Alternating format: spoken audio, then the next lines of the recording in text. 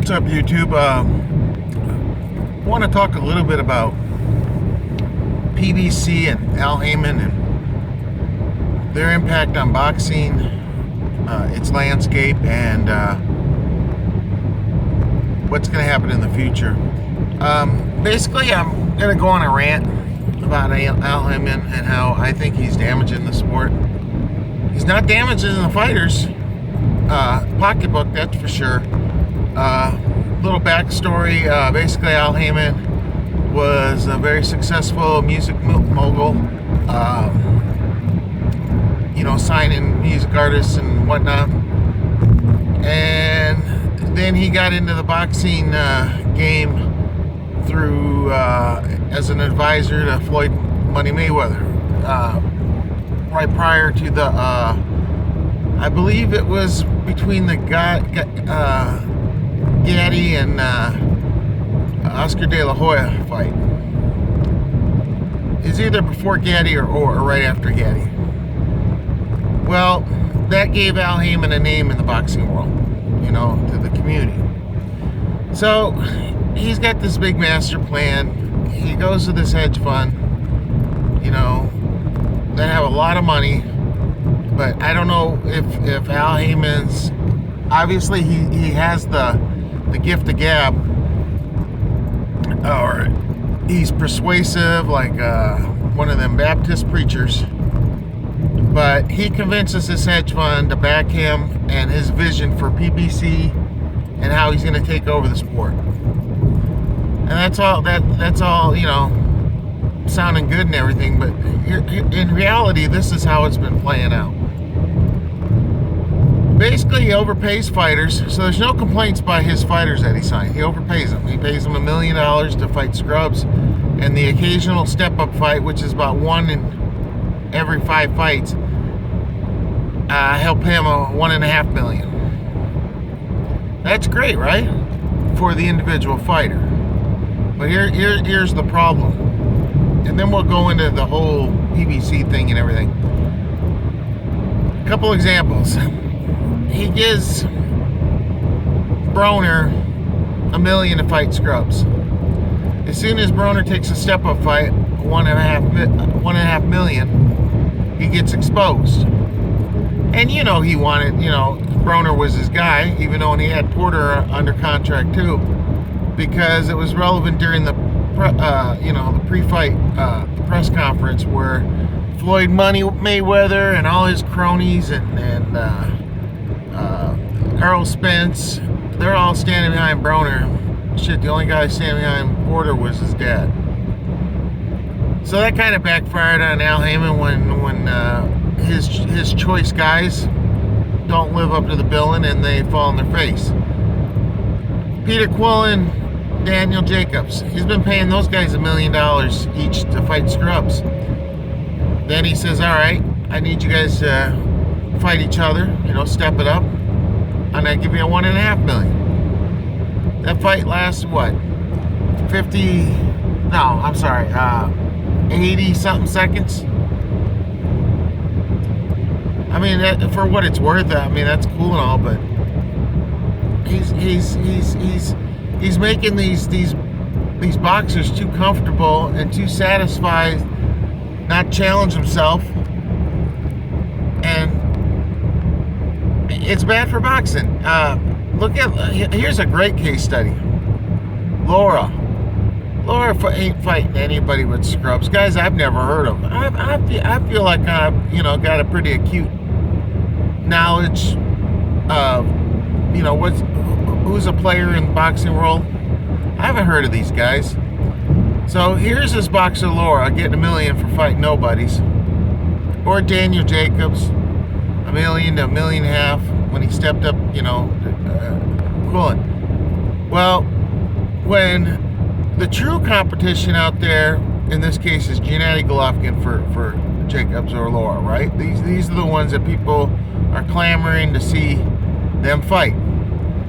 Well, they've been spoiled with riches, making $1 million, $1.5 million a fight nobody's. Jacob said, "Oh, I got to be compensated substantially." He's talking $5 million, $3 to $5 million. That's not feasible. When Gennadi's only pulling in 1 to 1.5 million, fighting, pretty good comp. You got Peter Quillen, who's on record saying, you got to pay me 10 million. You're not worth 10 million. You know what I mean? How can they think like this? But they can think like this because they're making $1 million fighting nobodies. And this is the problem. Well, what that causes is the boxers not wanting to challenge themselves because they like the easy road. Why put me in a situation where I'm not sure if I can win, and the outcome isn't, already set in stone, that I would jump up for $1.5 million, 2 million, when I can make an easy million just fighting guys I know I can roll over. That's the problem. And the problem too is, and I'm going to go on about this in my next video about WBC, but the problem too is Al Haymon's, what he allows his fighters under contract to do is biting them in the ass. He let Floyd Mayweather pick his fights, not fight mandatories, and then if you claim Guerrero was a mandatory, yeah, by definition he was, but whatever, dude. Only when it benefits the fighter, like Floyd Mayweather, will he fight a mandatory. In the case of Guerrero, he did. But why he didn't, he advises him not to take a challenging fight, a risky fight. Take the easy pickings, the least, the safest avenue to victory is basically what Al Haymon was saying. It's all about putting money in the bank and safety, right? That's kind of the undertones I get from Al Haymon. Well, now it's kind of spilled over into his other fighters. Now, he doesn't have a lot of belt holders, but he's got a couple. Granted, most of the alpha, the big dogs are with Top Rank or main events or, but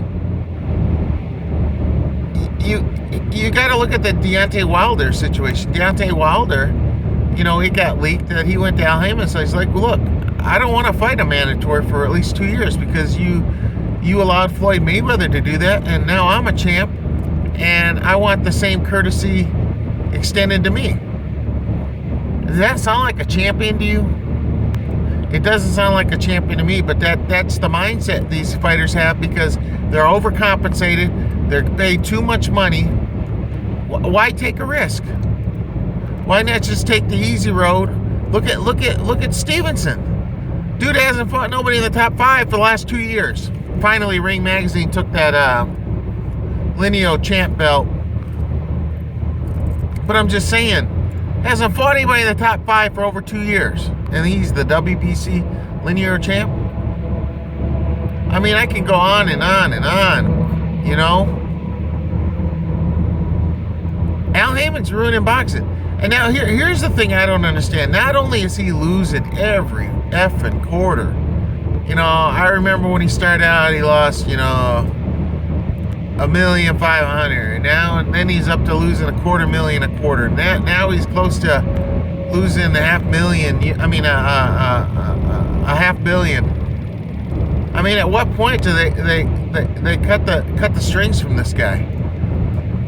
And then, his whole theory, his whole master plan is to, take over boxing. But how can you look at the steps towards that goal and feel good about the steps you took? And what I mean by that is the presentation of the PBC boxing matches is ridiculous. I feel like I'm watching the Academy Awards. When those guys come out on the stage platform, I'm looking for an envelope. I'm looking for, Best Actor nominees readout or something, I know I'm being funny, but what I'm saying is I don't feel like I'm watching a boxing match. It is a boxing match, but I don't feel the excitement, the atmosphere of the arena on my television. I don't get all, you play that same crap, their promos always got these dudes in tuxes and sharp dressed. That's not what boxing is all about. Boxing is about grit, about legacy, about hunger, about the desire to be the best. And he's got two guys facing off with a fist up wearing suits. I don't know what demographic he's trying to appeal to, but he's not appealing to a boxing fan. And then he hasn't come off the, come out on this platform and they play the same bullshit theme music. Dun, dun, dun, dun, dun, dun, dun, dun, dun. I mean, it gets old, man. You can tell that the fans aren't into it at the stadiums, the venues that the fights are in. It's kind of, dry and lame, and I don't watch the BBC fights unless it's like a Peter Quillen, Daniel Jacobs, even though that was on Showtime, or Collazo and Thurman. But Collazo and Thurman, that was a showcase fight, right? Thurman got his million. It's just getting old. These guys. One, he doesn't have the bodies like you think he does. He has like 200 fighters signed, but he doesn't have the live bodies like you think he does to put challenging fights together that could lead to pay-per-view, which pay-per-view's dying with streaming anyway. And the whole Manny Pacquiao Mayweather fiasco. So anybody that's relying on pay-per-view, I think that's a lost cause. Less people are watching, less people are turned off by the sport. PBC has a lot to do with that, These fighters aren't challenging themselves. They're not getting in the ring against stiff competition, against people that can beat them. And when they're expected to get in the ring with these guys, they want to be well compensated. That's bullshit, man. I mean, I understand the mentality of the fighter. If I'm Daniel Jacobs and you're paying me $1 million to fight more on these guys that I'm supposed to whoop, and I do, why should I take $2 million to fight a Triple G when I could get the fuck knocked out or brain damage, or and take that L? Who's gonna agree to that when you can take? Well, I'll just take 2 fights instead of that risky fight, and I'll still make the same amount of money. And it's a lot of money. It's more money than I ever dreamed of.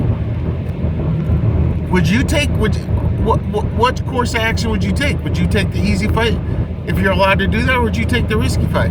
Well, these guys, most of them, they're gonna take the less risk, high reward. Nah, that's a bad choice of words. Less risk, profitable, easy way to victory as I can. And that's what's happening. You don't have to really dig to realize it. Stevenson, Wilder, Jacobs, Quillen. When's Errol Spence gonna step up, man? That guy, we've been hearing about him for like the last 3 years. Dude's still fighting scrubs. Put him in there with somebody good. Put him in there with Porter, because Porter took a loss to Brook. Put him in there with somebody. See if he's ready. I don't think he's ready. And I don't think he will be ready because he's not learning at the accelerated rate that he needs to be by fighting these no-name bums. That doesn't help you. So I think Al Haymon's done. I think he needs to go back to the music industry. I think he's going to be forced out of boxing by the middle of 2016 because these hedge fund managers, they're not going to be able to put up with this. I mean, he's bleeding them dry. And granted, we don't know what their true overall equity and assets are. They might be billionaires, but I don't think they're billionaires. And even if they were, I don't think a billionaire is going to stand idle when you're dropping $100 million of mine and I'm not seeing no return. They're going to put up with that. Matter of fact, rich people are some of the most penny pinching people you'll ever meet. They'll argue if you overcharge them for something. I'm telling you. So that's what I got. That's what I got to say about Al Haymon and PBC. I think the presentation sucks. I think he's gotten it all wrong. I think his visions is over, and he's lost way too much money. And I think he set up these fighters with these expectations that they're going to receive $1 million every time they lace up the gloves, even though, they ain't fighting anybody to challenge them or to build their legacy. And then when it's time to step up, they're not willing to do it unless it's some incredible some amount of money. And that's not what we need in boxing. It's sad, I'm getting so turned off by boxing. And I'll talk more about that too, like I said, when I do my WBC video after the announcement that came down yesterday, how they're handling the Canelo and Triple G situation. But anyway, tell me what you think. Do you agree with me? Do you think PBC is good for boxing? I think it's horrible. Just because he's throwing a lot, he's overpaying for advertisement, hopes of advertising bailing him out. That hasn't happened. He's giving tickets away to so many of the fights that he puts on. People don't care, man. People, they got better things to do with 4 hours of their life than to sit there and watch boxing events that I already know the outcome. You know what I mean? That's how I feel. I can be more productive. I ain't gonna watch that shit. So it is what it is. And basically, I went on long enough about this subject. I hope you agree, but if you don't, so what? Who cares? Bye.